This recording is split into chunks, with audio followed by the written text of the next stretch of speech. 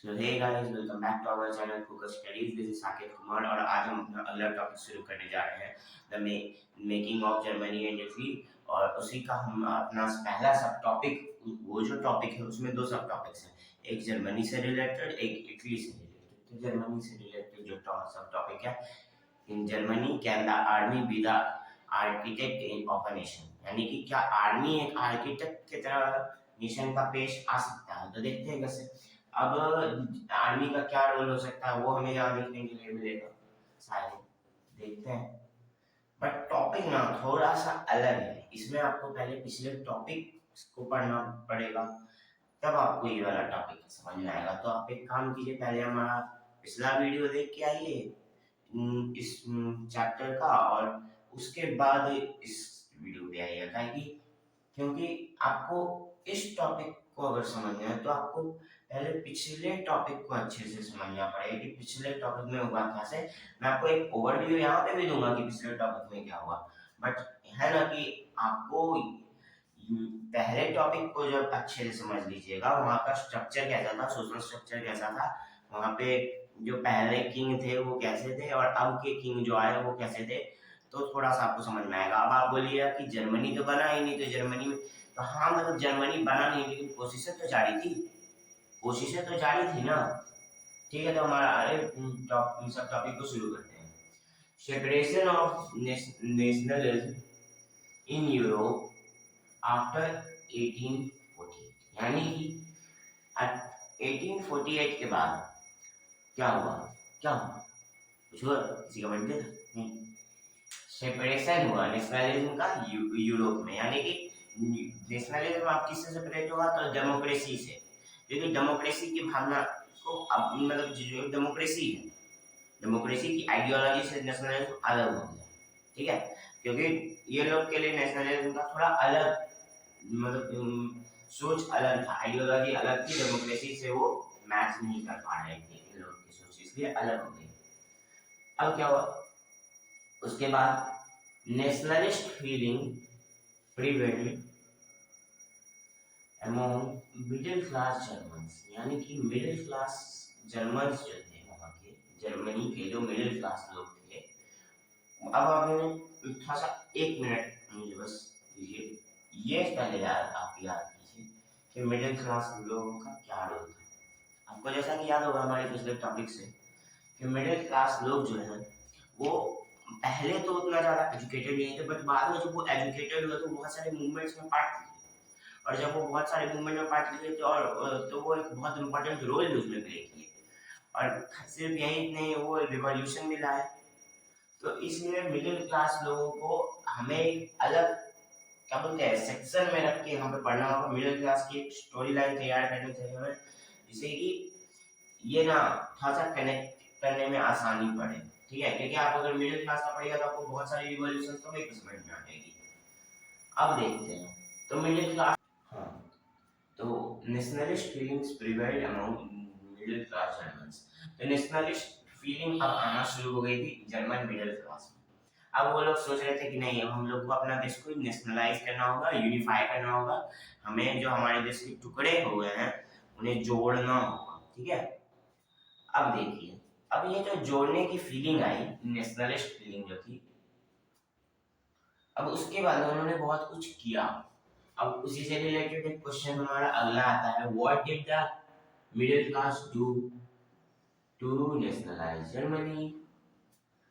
अब क्वेश्चन आ गया है तो आंसर तो देना पड़ेगा। अब आंसर क्या होगा इसका, तो देखिए, मिडिल क्लास ने क्या किया कि उन्होंने सोचा कि नहीं, अब हमें भी एक इलेक्टेड रिप्रेजेंटेटिव का पार्लियामेंट चाहिए जर्मनी के लिए, और उन्होंने वही मतलब वो जो पीसफुल प्रोसेसन निकाला था, सेंट पॉल चर्च तक गए थे, वहां पे इलेक्शन, उससे पहले इलेक्शन भी हुआ था पार्लियामेंट का, लेकिन क्या हुआ फ्रैंकफर्ट में, फिर याद करिए विलियम फ्रेडरिक फोर्थ ने वहां पर आर्मी भेजी, और जबकि उन्हीं को क्राउन किया गया था, उन्हीं को क्राउन दिया गया था कि लीजिए आप हमारे राजा बनिए, लेकिन नहीं, उन्होंने ही हमला करवा दिया। तो सोचिए, अब राजा ने हमला करवाया, और फिर वहां का जो पार्लियामेंट था उसे समाप्त कर दिया गया, उसे एक तरह से कहिए तो जबरदस्ती ढा दिया गया, यानी कि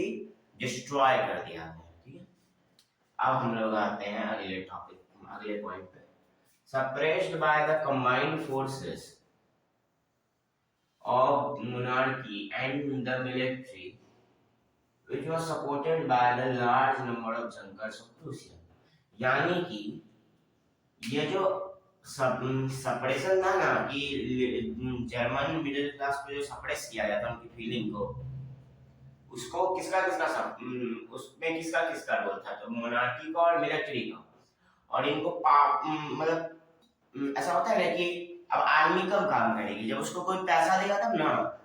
तो यहाँ के लार्ज लैंड ओनर्स का बहुत बड़ा रोल था। अब देखिए इन्होंने ऐसा क्यों किया, इन्होंने ऐसा इसलिए किया क्योंकि मिडिल क्लास उठ रहा था जर्मनी में। इनको डर ये लग रहा था कि कहीं मिडिल क्लास उठ के मेरे बराबर ना हो जाए, इसीलिए इन्होंने सपोर्ट किया। अब जंकर्स कौन है, यहाँ पे एक बहुत भारी भरकम वर्ड है जंकर।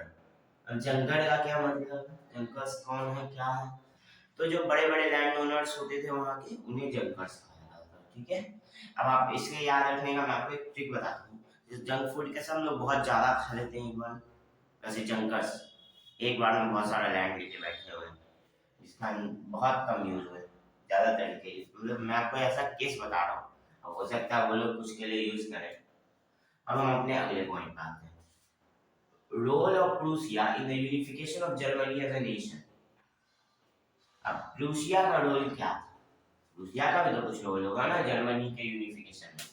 तो देखिए सबसे पहले अगर हम लोग पहली बार की बात करें, जब जर्मन मिडिल क्लास ने सोचा कि हमें नेशनलाइज करना है, तब तो प्रूसिया के ही किंग ने, यहाँ देखिए प्रूसिया के ही मोनार्क थे।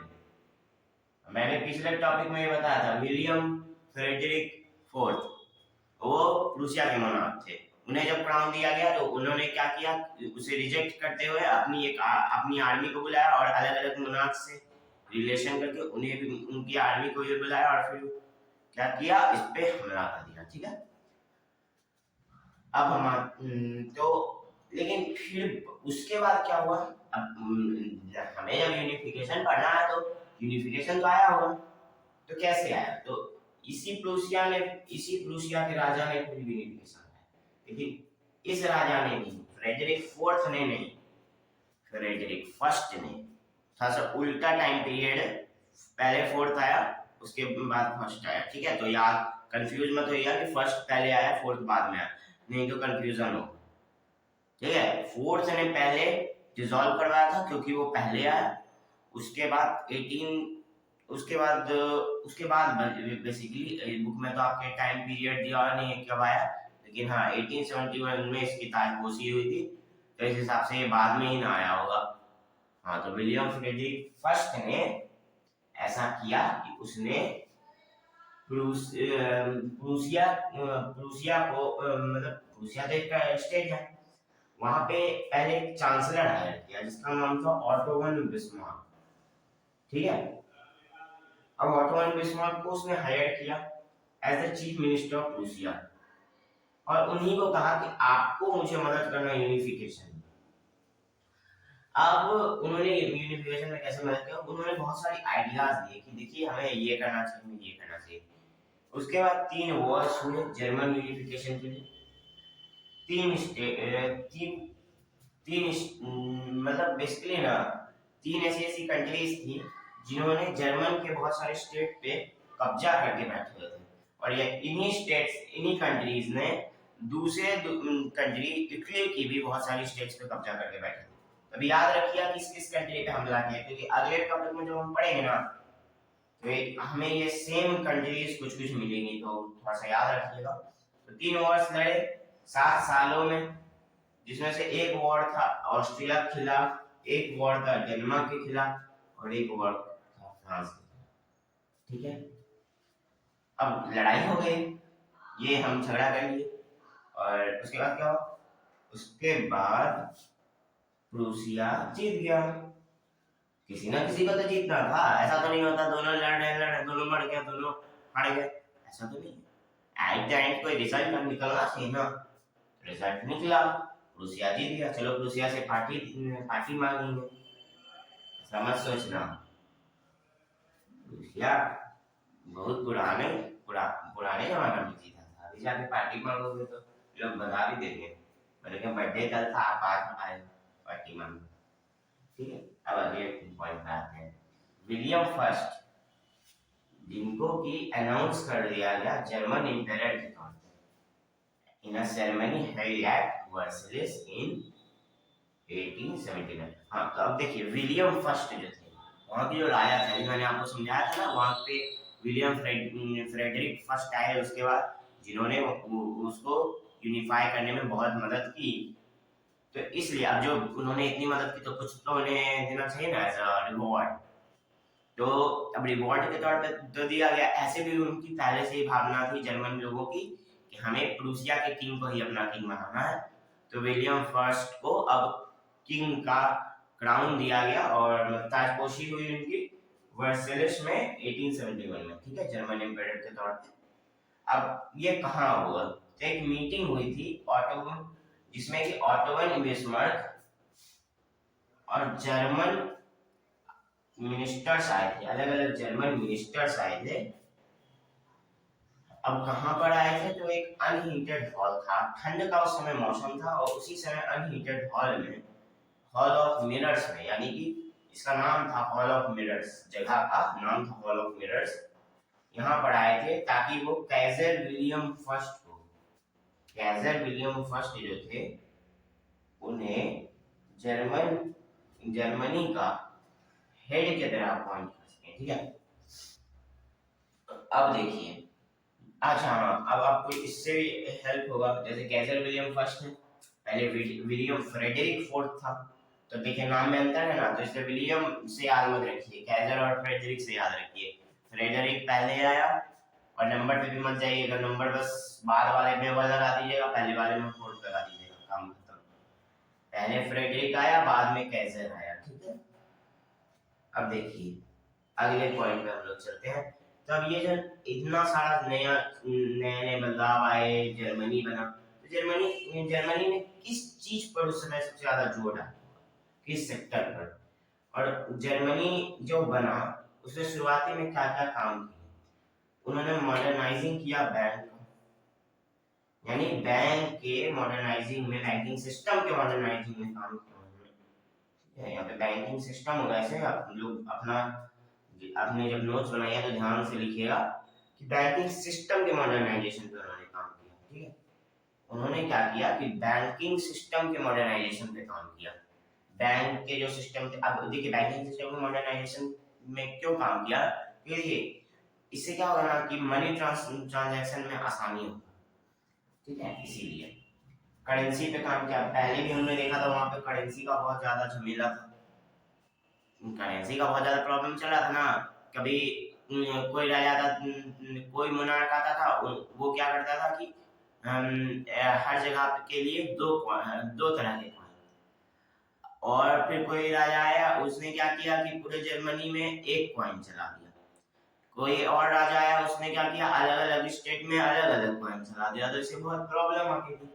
इसलिए एक नई करेंसी बनाई गई जो कि पूरे जर्मनी के लिए थी। फिर एक लीगल और जुडिशियरी पे भी काम किया उन्होंने। अब लीगल और जुडिशियरी पे काम करने का कारण देखिए कि पहले ना वहाँ पे सर्वडम था, बहुत ज्यादा धोखेबाजी होती थी कि छोटे सेक्शन के लोगों के साथ, तो उनको बचाए रखने के लिए वहाँ पे जुडिशियरी पे भी काम किया। ठीक है, तो अब हमारा ये टॉपिक जर्मन यूनिफिकेशन का समाप्त होता है।